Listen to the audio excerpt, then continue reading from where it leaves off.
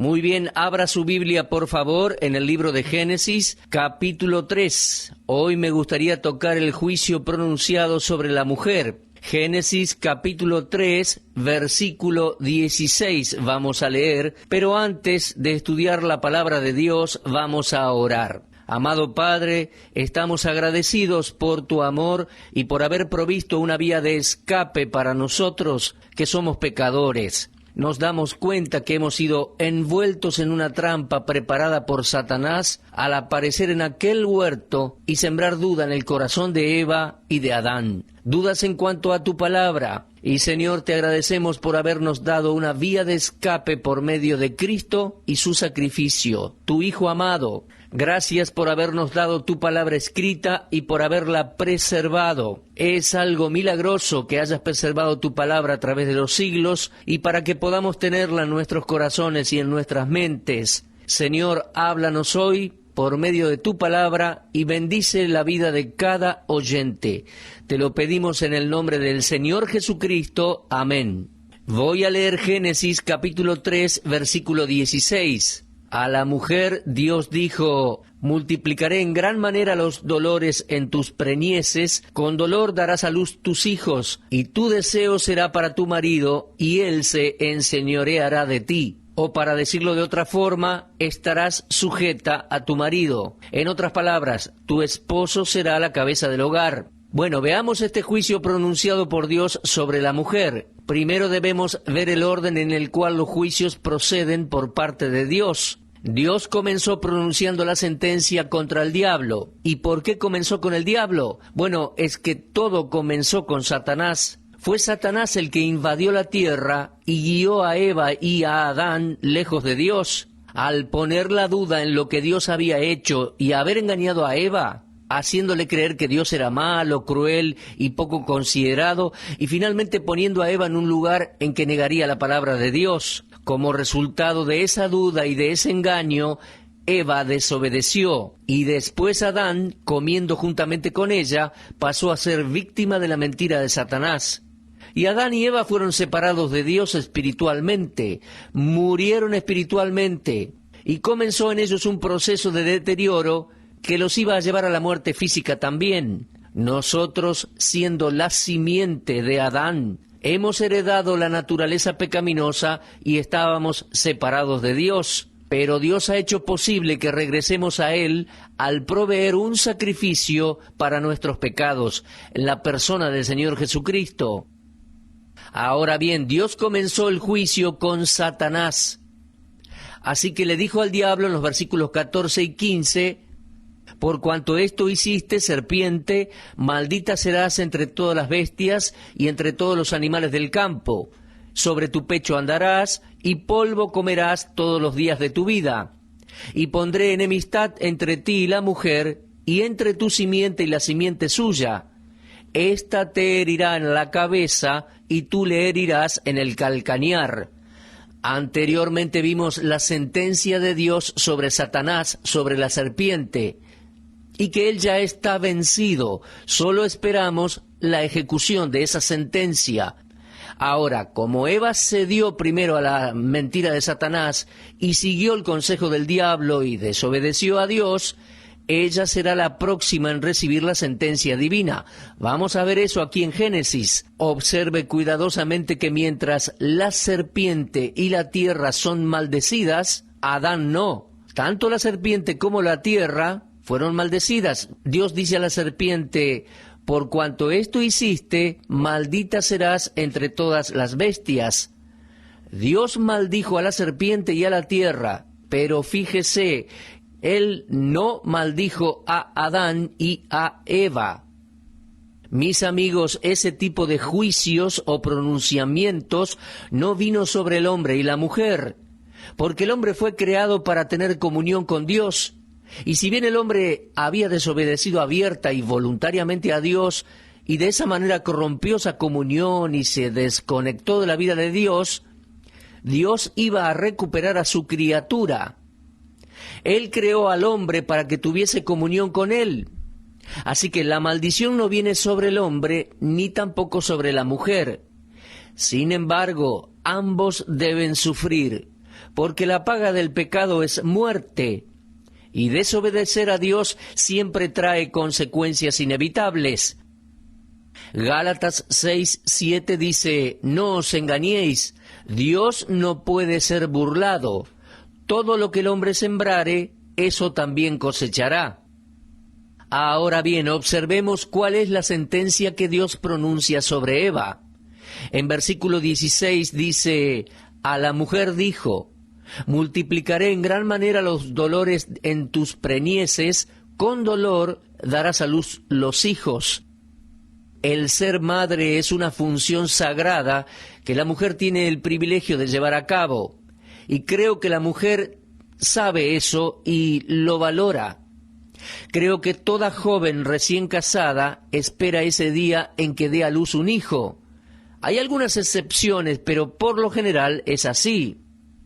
Ahora, antes de la caída, antes que Adán y Eva pecaran, podrían haber tenido hijos, porque Dios les había dicho en Génesis 1:28, los bendijo Dios, les dijo: fructificad, multiplicaos, llenad la tierra y sojuzgadla. Podrían haber tenido hijos. Ahora, si Adán y Eva hubieran tenido hijos antes de la caída, antes de haber pecado, mientras estaban en estado de inocencia, esos hijos hubieran nacido sin producir dolor alguno. Fíjese en lo que Dios dice a la mujer: multiplicaré en gran manera los dolores, tus dolores. Así que cada mujer, si bien espera ser madre, sabe que cuando ese momento llegue para traer a ese bebé al mundo, va a tener que sufrir. Siendo hombre, no sé nada al respecto. Mi mamá siempre le tomaba el pelo a mi padre, ya que ellos tuvieron 7 hijos, y recuerdo a mi papá quejándose porque se le había encarnado una uña o algún dolor que tenía, y mi mamá le decía: si ustedes los hombres tuviesen que tener los bebés en vez de las mujeres, seguramente tendrían uno solo. En otras palabras, mi madre le estaba diciendo: ustedes no saben lo que es el dolor. Puede ser que una uña encarnada duela, pero uno no sabe qué es realmente el dolor hasta que da a luz un hijo. Ahora, como les decía, creo que ser madre es una función sagrada y la mayoría de las mujeres casadas esperan ese momento. Aún así, eso está asociado con el dolor. Ahora, ¿alguna vez se le pasó por la cabeza que esa es una sentencia que Dios pronunció sobre Eva a causa de su desobediencia? Y porque ella pecó antes que Adán, Dios le pasa el juicio a ella antes de pasarle la sentencia a Adán. Ahora, Dios maldijo al diablo y no le dio ninguna esperanza de perdón. Dios nunca pronunció una maldición sobre Adán y Eva. ¿Se da cuenta? Es imposible que Satanás pueda ser redimido. Jesucristo no murió en la cruz para salvar demonios. Los ángeles caídos no tienen esperanza de restauración.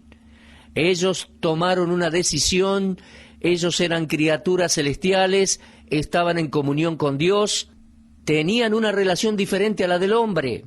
Entonces, en ninguna parte de la Escritura leemos en cuanto a demonios que van a ser redimidos. No, Jesús no murió por seres espirituales. Él murió en su cuerpo de carne, en su cuerpo humano, murió por la raza humana. Murió por la posteridad de Adán, por seres humanos como usted y como yo. Así que no hay esperanza para Satanás y los demonios. No serán redimidos, no se salvarán. Él fue maldecido, pero Dios no pronunció ninguna maldición contra Adán y Eva, aunque pronunció juicios sobre ellos. A causa del pecado de Eva, ella iba a sufrir el dolor de parto al tener sus hijos. Cuando Pablo escribió su epístola a Timoteo, su primera epístola pastoral, en capítulo 2, versículo 15, dijo: pero la mujer se salvará engendrando hijos. Ahora, mi amigo, tenga cuidado. Están los que han tomado ese versículo de 1 Timoteo 2:15 fuera de contexto y dicen que la mujer que tiene un bebé será salva. Pero eso no es lo que este versículo significa. Cuando Pablo dijo que se salvaría engendrando hijos, estaba diciendo simplemente que por medio de la mujer se proveería la salvación para la humanidad y que ella se salvaría de la incómoda posición a la que el pecado la confinó, a la que el pecado la arrojó. Cristo nació de una mujer para poder proveer esa salvación para los pecadores. Uno debe recordar que en Génesis 3:15 dice: «Pondré enemistad entre ti y la mujer, y entre tu simiente y la simiente suya». La simiente de la mujer sería Cristo, y por medio de Cristo Dios proveería para los pecados del mundo. Se proveería de un Salvador, de manera que si había esperanza para salvación, ésta vendría por medio de una mujer teniendo un hijo. Y por supuesto que ese hijo fue el Señor Jesucristo. No toda mujer en ese tiempo habrá esperado o creído que su hijo sería el Mesías, el Redentor prometido. Y es por eso que las mujeres, en los tiempos del Antiguo Testamento, siempre esperaban tener un hijo. De hecho, si una mujer no quedaba embarazada, o si solo tenía hijas mujeres, muchas veces era despreciada en aquellos tiempos. Así que tenemos aquí el juicio pronunciado sobre Eva. En Gálatas 4:4 leemos así: «Pero cuando vino el cumplimiento del tiempo, Dios envió a su Hijo, nacido de mujer y nacido bajo la ley, para que redimiese a los que estaban bajo la ley». Señoras madres, piensen un momento, cuán maravilloso sería tener hijos, traer hijos al mundo sin sentir ningún dolor. Así que aquella fue la sentencia que Dios pronunció sobre la mujer. Pero eso no es todo. No solo iba a sufrir dolor al dar a luz, sino que también dijo: «Tu deseo será para tu marido, y él se enseñoreará de ti». Creo que quiere decir: tu esposo será la cabeza del hogar. Él se enseñoreará de ti. Ahora, por favor, tome esto de la manera que es. Proviene de la palabra de Dios. Dice: tu deseo será para tu marido. Entiendo que dice: la voluntad de la esposa es cedida al marido, y el marido debe gobernar el hogar. Ahora, esto no es meramente una profecía de la servidumbre de la mujer, y esto no desprecia a la mujer, simplemente le da al hombre la supremacía, el liderazgo sobre la mujer, sobre su esposa. Pero fue en realidad la confirmación de la autoridad que Dios le había dado al hombre en la creación. Usted recordará que en capítulo 2, versículo 18, cuando Dios creó a Eva y se la trajo a Adán, se la dio para que fuera una ayuda idónea para él, para suplir su necesidad. En otras palabras, él la necesitaba como ayuda idónea, y desde el principio de la creación de la mujer, ella debía depender del marido. No fue creada para ser independiente de su esposo. No fue creada para liderar al hombre, sino para depender del hombre. Ahora bien, déjeme decirle que en la nación de Israel, la posición de la mujer es de subordinación. No de opresión, sino subordinación. Su esposo no la trataba como una esclava, como encontramos en algunas naciones hoy. Es que la Biblia no enseña eso. Y al llegar al Nuevo Testamento, el cristianismo pone a la mujer en un nivel muy alto, y es un nivel parejo con el hombre en cuanto a la relación espiritual. Pablo escribió así en capítulo 3 de Gálatas, comenzando con el versículo 26. «Pues todos sois hijos de Dios por la fe en Cristo Jesús, porque todos los que habéis sido bautizados en Cristo, de Cristo estáis revestidos. No hay judío ni griego, no hay esclavo ni libre, no hay varón ni mujer, porque todos vosotros sois uno en Cristo Jesús». Lo podemos observar claramente aquí. El Evangelio tiene una influencia que empareja a la mujer con el hombre. Ahora le digo, yo no soy un poco mejor que mi esposa. y sería un creído y egoísta de pensar así. De hecho, no sé dónde estaría yo de no ser por mi esposa. La esposa de Lehmann Strauss guió a Lehmann Strauss a Cristo en la juventud. Ahora, mi esposa cree lo que la Biblia enseña. En Efesios capítulo 5, comenzando con el versículo 22, Pablo dijo: las casadas estén sujetas a sus propios maridos como al Señor, porque el marido es cabeza de la mujer. Ahora, creo que eso es lo que Dios estaba ya diciendo allá, en Génesis 3:16 a Eva: Él se enseñoreará de ti, tu esposo se enseñoreará de ti. Ahora, esto no hace de la esposa una esclava, ni tampoco la hace menos importante ante los ojos de Dios. No, en ninguna manera. Eso no es lo que el versículo quiere decir. La idea es que la mujer debe someterse, subordinarse a su marido. Ahora bien, los mismos textos de la Biblia dicen también: maridos, amad a vuestras mujeres, así como Cristo amó a la iglesia y se entregó a sí mismo por ella. Si bien hay, de parte de la mujer, sumisión, también debe haber un sentido de amor, respeto y aprecio que el hombre debe tener por su esposa. Hay reciprocidad. Vayamos nuevamente a ese pasaje de Efesios capítulo 5. Leí versículos 22 al 24, pero permítame agregar el versículo 25. Leo allí y dice: maridos, amad a vuestras mujeres, así como Cristo amó a la iglesia y se entregó a sí mismo por ella. Ahora bien, sé que algunos hombres están escuchando allí mi voz. Permítame decirle algo, hermano. Permítame decirle que si usted y yo, como maridos, obedecemos la palabra de Dios, nuestras esposas responderían con más prontitud a nuestros deseos.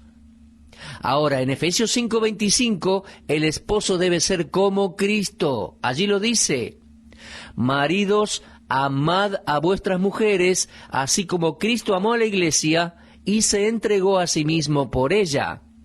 Lo que ese versículo está diciendo es que todo marido cristiano debe reflejar a Cristo. Ahora bien, ¿qué hizo Cristo? Cristo amó a la iglesia y se entregó por la iglesia. Entonces, esto me dice que mi amor por mi esposa debe ser tan grande que debo estar dispuesto a entregarme por mi esposa. Eso implica sacrificio de mi parte como hombre. En Colosenses 3:18, Pablo dice algo al respecto de la relación entre marido y mujer. Allí leemos, Colosenses 3:18, casadas, estad sujetas a vuestros maridos como conviene en el Señor. Y cuando Pedro escribió su primera epístola, también dijo algo en cuanto a este versículo 16 de Génesis 3. En primera de Pedro 3, desde versículo 1 al 4, leemos así: asimismo vosotras, mujeres, estad sujetas a vuestros maridos, para que también los que no creen a la palabra sean ganados sin palabra por la conducta de sus esposas, considerando vuestra conducta casta y respetuosa.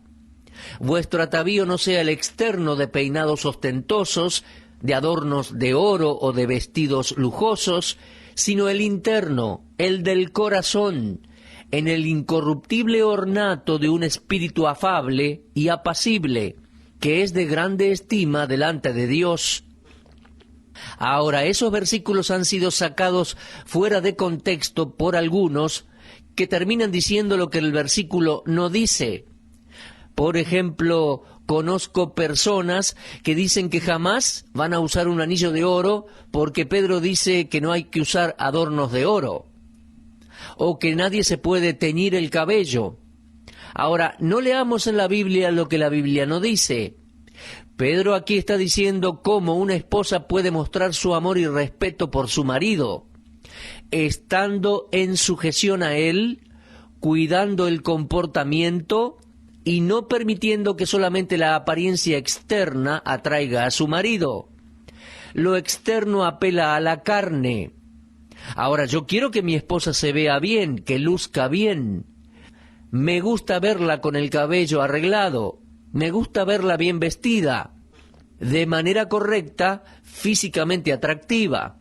Pero hay algo mucho más importante que la apariencia externa de mi esposa. Es su espíritu, su actitud. En Génesis 3:16, Dios le dijo a Eva: tu deseo será para tu marido, y él se enseñoreará de ti. ¿Se dan cuenta, apreciadas mujeres, el arreglo con el cual van a ganar a su esposo para Cristo, o el adorno que va a atraer al marido a la esposa? Es el espíritu de mansedumbre, amor y compasión de una mujer cristiana. Dios no está despreciando a la mujer. Por favor, no piense que Génesis 3:16 sugiere eso. Ahora, es obvio que la mujer es la más débil de los dos. Francamente pienso que es por esa razón que Satanás se le apareció a Eva y no a Adán primero. Creo que él sabía que tenía una mejor oportunidad de ganar a Eva que a él. Porque cuando Pablo le escribe a Timoteo dice: Adán no fue engañado, sino que la mujer, siendo engañada, incurrió en transgresión. Por lo que vemos que Adán sabía, él no fue engañado. No estoy diciendo con esto que no se puede confiar en las mujeres o que el hombre es más inteligente, no. Pero las mujeres son un poco más suaves y vulnerables a las emociones, más que los hombres. Dios no está diciendo que la mujer sea menos, sino que está diciendo que su deseo será para su marido y que él la gobernará, será la cabeza del hogar. Ahora tengo cosas para decirle también a los maridos, pero ahora tengamos en cuenta lo que Dios nos está enseñando. Estamos viendo el versículo 16 de Génesis 3. Dios pronunció la sentencia sobre la mujer. Y si usted cree que los del movimiento de la liberación de la mujer y los movimientos feministas son lo mejor, permítame decirle, la mayor libertad que usted puede tener como mujer está en entregarse a la voluntad de Dios, está en entregarse al señorío del Señor Jesucristo y en obedecer su palabra. La Biblia dice: si el Hijo os libertare, seréis verdaderamente libres. La mujer libre es la mujer que tiene una comunión con Dios por medio de la fe en el Señor Jesucristo. No lo olvide nunca, hermana. Seamos sensibles y obedientes a la palabra de Dios. Bueno, hasta aquí llegamos por el día de hoy con el estudio de Génesis 3, con la sentencia divina para con la mujer. Vamos a continuar en nuestro próximo estudio con el juicio de Dios sobre el hombre, a partir allí de Génesis 3:17. Muchas gracias y será hasta la próxima si Dios quiere.